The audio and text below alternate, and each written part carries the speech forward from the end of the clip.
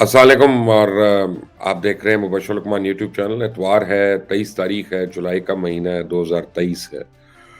और इतवार के दिन भी बड़ी इंपॉर्टेंट डेवलपमेंट्स हो रही हैं पाकिस्तान के मुस्तकबिल के लिए, पाकिस्तान के फ्यूचर के लिए, पाकिस्तान की सियासत के लिए। और पाकिस्तान के जो सीनियर सियासतदान हैं इस वक्त वो दुबई में अब गालिबन किसी भी लम्हे सर जोड़कर बैठ जाएंगे और एक नया मुआहदा जो है वो तश्कील पाने जा रहा है। उस मुआहदे को बकौल इमदाद सुमरू के मिसाक जमहूरियत हिस्सा दोइम कह लें, दुबई प्लान कह लें, जो मर्जी आप कह लें, लेकिन बहरहाल ये एक मुआहदा होने जा रहा है। और इसमें क्योंकि इन सियासी रहनुमाओं को ये लग गया है कि इनका जो सियासी मुस्तकबिल है वो तारीक होता जा रहा है, जो भी डेवलपमेंट्स हो रही हैं पाकिस्तान के अंदर, तो उसमें इन्होंने अपना बचाव भी करना है। और जो स्पेस ये लूज कर चुके हैं इतनी देर में, पॉलिटिकल स्पेस आप समझे, जुडिशरी को, एस्टैब्लिशमेंट को, मीडिया को, उस स्पेस को वापस लेने का भी प्लान है कि वो किस तरह से लिया जाएगा। इसे बात करते हैं, लेकिन एक फैसला आ गया इस्लामाबाद के एक सेशन कोर्ट का, और जज फरीद साहब ने इमरान खान को बेल दे दी 9 मई के वाकयात में। और बेल क्या दी उन्होंने, तो पूरे केस का फैसला सुना दिया पकड़ के। और जब से ये मैंने सुना था या मैंने इसके मुतालिक पढ़ा था, मैं बड़ा हैरान था, क्योंकि नॉर्मली होता क्या है जमानत के केस में, तो ये एक ऑनरेबल जज की स्वाबदीद है, वो किसी को जमानत देते हैं या नहीं देते हैं। और वो नहीं देते तब भी एतराज़ नहीं हो सकता, और वो जब दे देते हैं तो तब भी उस पर आप उंगली नहीं उठा सकते। नॉर्मली जज साहिबान जो हैं वो 2 चीज़ें देखते हैं किसी भी मुलजिम को, नामजद मुलजिम को जमानत देते हुए। एक तो वो देखते हैं कि यार ये क्या पाकिस्तान से बाहर तो नहीं भाग सकता या बाहर तो नहीं भागेगा, और दूसरी सूरत ये है कि क्या ये इस केस में हाजिर होता रहेगा आगे कि नहीं हाजिर होगा। दोनों चीज़ों में से किसी बात पे भी उनको शक हो तो जमानत मुस्तरद हो जाती है। या तीसरी चीज़ ये हो सकती है कि अगर हाई प्रोफाइल मुलजिम हो या असर रसूख वाला हो, उनको पता हो गायब हो सकता है, तो वो कह देते हैं कि जी आप अपना पासपोर्ट जो है वो अदालत में जमा करा दें ताकि आप मुल्क से बाहर ना जा सकें। या एक्सट्रीम केस में वजारत दाखिला को ये कहा जाता है कि इसका नाम ECL पे डाल दें और फिर उसको जमानत हो जाती है। लेकिन यहाँ पे उल्टी गंगा बह गई। यहाँ पे क्या हुआ कि जज साहब ने जो फैसला दिया, उन्होंने बकायदा फैसले में यहाँ तक लिख दिया कि जैसे उन्होंने केस का फैसला कर दिया, और उन्होंने इमरान खान को टोटली बरी-उज़्ज़मा कर दिया हर तरीके से। अब इमरान खान जो हैं वो गए थे वहाँ पे ज़मानत के लिए कि जी 9 मई के सिलसिले में अगर उनके अरेस्ट वारंट है तो उसमें उनको ज़मानत मिल जाए। इसमें जज साहब कहते हैं हाँ जी ज़मानत दे दी, इतनी तारीख तक दे दी, इतने हफ्तों के लिए, इतने महीनों के लिए, या कहते हैं कि ज़मानत नहीं दे रहे। लेकिन उन्होंने ना सिर्फ वो ज़मानत दी, बल्कि उन्होंने जो पूरा रिमार्क्स लिखे हैं पूरे अपने उसमें जजमेंट में कि ये जो है आप समझे, मैं अपने वर्ड्स में बता रहा हूँ कि केस मैलाफाइडी है, बनता नहीं है। इमरान खान तो अपनी मर्जी से गए थे जनाब वहाँ पे पेश होने। उन्होंने तो खुद ऑफर की है कि वो अदालती कार्रवाई के लिए हाजिर है अगर फेयर ट्रायल होता है। यानी जो भी इमरान खान रोज टिकटॉक पे डांस कर रहे हैं, उस डांस की यानी लगता है कि वो जज साहब ने कोरियोग्राफी कर दी और उन्होंने उसको उस तरह से पेश कर दिया। बड़ा मैं कंफ्यूज था कि हो क्या रहा है, और मैं क्योंकि लाहौर में नहीं, तो मैं डिफरेंट लोगों से फ़ोन पे, आपको पता है बात नहीं हो सकती, आपको मिलना पड़ता है। कि आज सुबह मैंने इमरान शफ़क़त का एक वीलॉग, इमरान शफ़क़त हमारे सीनियर कोलीग हैं और बड़े धांसू किस्म के जर्नलिस्ट हैं, कई दफ़ा बड़ी ब्रेकिंग स्टोरीज़ लेके आते हैं। तो इमरान शफ़क़त का मैंने वीलॉग देखा और मुझे एकदम से क्लैरिटी हो गई। और पहली बात तो मैं आपको बताऊँ कि मुझे दिल में मेरी इमरान साहब के लिए जो कदर थी वो बहुत ज़्यादा बढ़ गई, और उनकी रिस्पेक्ट जो है वो बहुत ज़्यादा हो गई। उसकी वजह ये है कि उन्होंने अपनी ज़ाती ताल्लुकात और अपनी रिश्तेदारियाँ उन सबको दाँव पे लगा के उन्होंने वो काम किया जो एक सहाफ़ी को करना चाहिए, यानी कीपिंग द रीडर और द व्यूअर बेटर इन्फॉर्म्ड। और उन्होंने आपको और हमको यानी एक सही इन्फॉर्मेशन दे के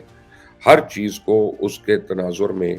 देखने का उन्होंने हमें मौका दे दिया। उनके मुताबिक ये जो जज साहब हैं, ये पॉलिटिकल एक्टिविस्ट थे। पॉलिटिकल एक्टिविस्ट का मतलब कि यानी जो सियासी पार्टी के लिए काम करता है, जो उसके हर तरह के काम करता है, चाहे वो जलसा हो, धरना हो, चाहे उसके काम हो, लोगों को जमा करना हो, वर्कर्स को लाना हो, क्योंकि वो इतना उसमें ना सिर्फ बिलीव करता है, बल्कि उसमें इन्वॉल्व्ड होता है। اب انہوں نے بتایا کہ پہلے یہ پاکستان عوامی تحریک کے سپورٹر تھے، یعنی ڈاکٹر طاہر القادری صاحب کے سپورٹر تھے، اور یہاں تک ہے کہ دھرنے پہ بھی موجود تھے، اور دھرنے پہ یہ ساری کچھ اپنا وہاں پہ عملی طور پہ یہ شامل تھے۔ اب اس کے بعد جب ڈاکٹر طاہر القادری صاحب نے اپنا دھرنا وائنڈ اپ کر لیا، انہوں نے تحریک انصاف سے پہلے اپنا دھرنا وائنڈ اپ کیا تھا، تو اس کے بعد یہ باقاعدہ تحریک انصاف میں شامل ہو گئے، اور ایک ایکٹیوسٹ کے طور پہ یہ جج صاحب جو ہیں تحریک انصاف کے لیے کام کرتے رہے۔ اب ان جج صاحب کا جب فیصلہ آتا ہے، اور عمران شفقت نے بتایا کہ وہ ان کے بہنوئی کے بیسٹ فرینڈ اور ان کے گاؤں ایک، اور وہ نواں لاہور جو گاؤں ہے وہاں علاقہ ہے ادھر کے، وہ پوری ڈیٹیل انہوں نے دی اس میں آپ کو ریکمینڈ کروں گا کہ آپ وہ بھی وی لاگ ضرور دیکھیے گا، کیونکہ بڑی انہوں نے آزمائشی وی لاگ کیا ہے، کیونکہ آزمائشی اس لیے کہ اپنی بہن کا گھر، اپنا بہنوئی، اپنا دوست، اس کا بیسٹ فرینڈ، یہ سارے انہوں نے رشتے جو ہے ان کو اپنی یعنی آپ سمجھے صحافتی ذمہ داری پوری کرتے ہوئے ان کو انہوں نے ان کا خیال نہیں کیا، اور یہ بڑے ایک حوصلے کی بات ہے، اور بڑے ایک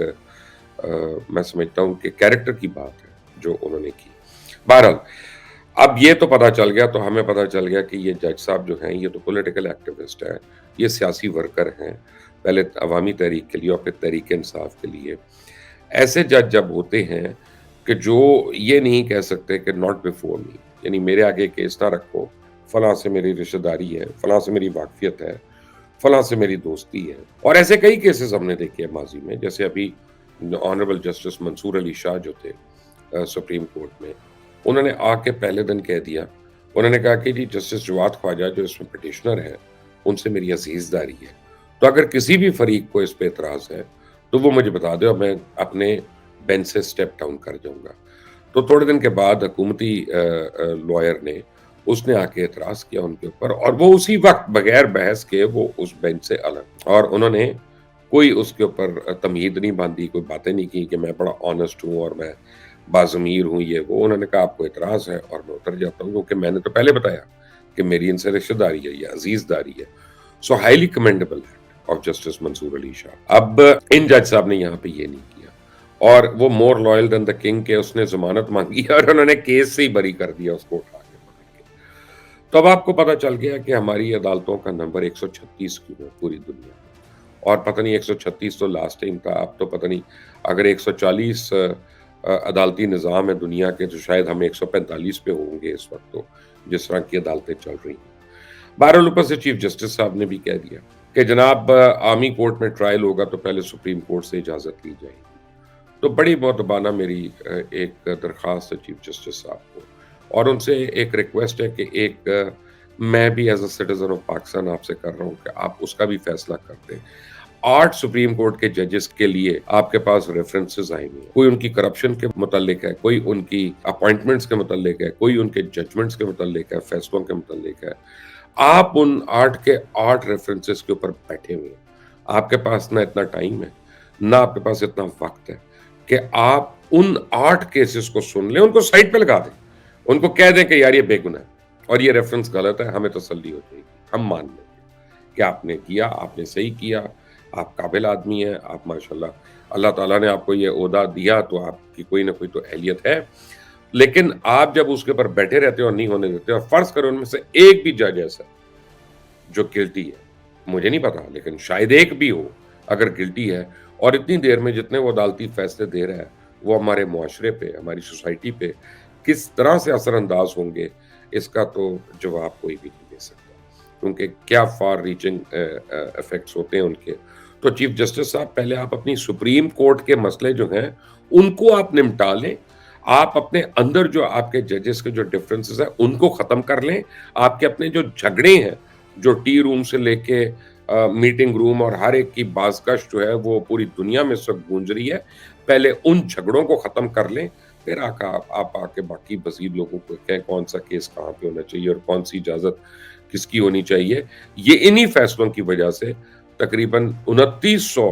سیریس دہشت گرد جو تھے وہ پاکستان کی عدالتوں نے ان کو ریلیز کر دیا تھا، اور وہ بار بار متعدد متعدد اپنا دہشت گردی کے واقعات میں ملوث پائے گئے، جن میں ہزاروں بے گناہ پاکستانیوں کی جان گئی، جس میں ہمارے لا انفورسمنٹ والے شہید ہوئے، جس میں پاکستان کی املاک کو نقصان پہنچا، کیا چیف جسٹس صاحب اس کے اوپر نظر ثانی کریں گے؟ ان فیصلوں کی وجہ سے، ان ضمانتوں کی وجہ سے ان ججز کے اوپر کیا ایف آئی آرز کٹیں گی کہ ان کے فیصلے کی وجہ جو ہے اتنا بھاری نقصان ہو گیا، جانی نقصان کی بات کر رہا ہوں، تو نہیں کریں گے۔ I mean that is living in a fool's paradise۔ تو چیف جسٹس صاحب پلیز وہ بات کریں جو آئین اور قانون کے مطابق ہو، دل کے مطابق نہ ہو، ضمیر کے مطابق نہ ہو، کیونکہ فیصلے آپ کے ضمیر کے نہیں، آئین کے مطابق ہونے چاہیے۔ اور اب